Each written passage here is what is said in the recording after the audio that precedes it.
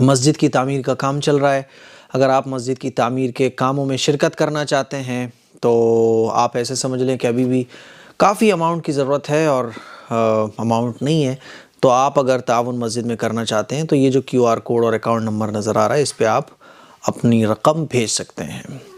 پہلا سوال محمد گلشیر پوچھتے ہیں، مفتی صاحب امید ہے آپ خیریت سے ہوں گے، اللہ آپ کو عافیت عطا فرمائے، آمین ثم آمین۔ میرے کچھ سوال ہیں، انہوں نے بہت سارے سوالات پوچھے ہیں۔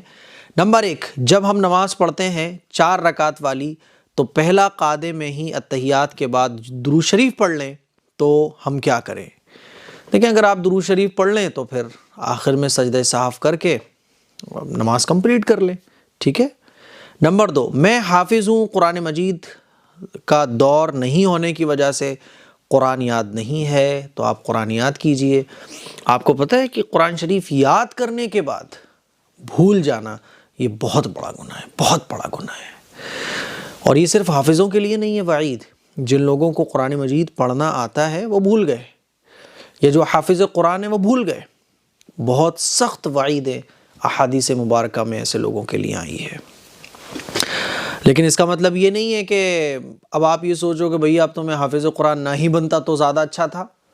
قرآن پڑھنے والے یہ سوچیں کہ میں قرآن یار پڑھنا نہ ہی سیکھتا تو زیادہ اچھا تھا، یا قرآن جو نہیں پڑھے ہوئے ہیں وہ یہ بات سننے کے بعد سوچیں کہ ارے یار اس سے بہتر ہے سیکھے ہی نا۔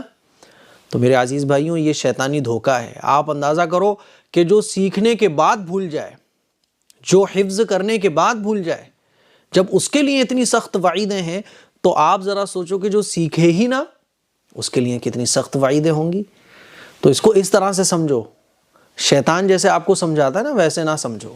شیطان بڑے چالاکی سے سمجھاتا ہے کہ دیکھو بیٹا، مفتی صاحب نے تو بولا ہے کہ اگر کوئی قرآن سیکھنے کے بعد بھول جائے تو اتنا بڑا گناہ ہے، اسی لیے نہ سیکھنے والوں کو وہ سمجھاتا ہے کہ سیکھنا مت، بڑا خطرہ ہے۔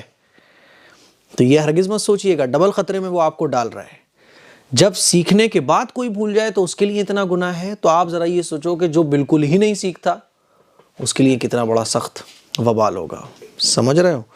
چلیے، تو بھائی آپ دور کرو نا، کیوں بھول گئے آپ؟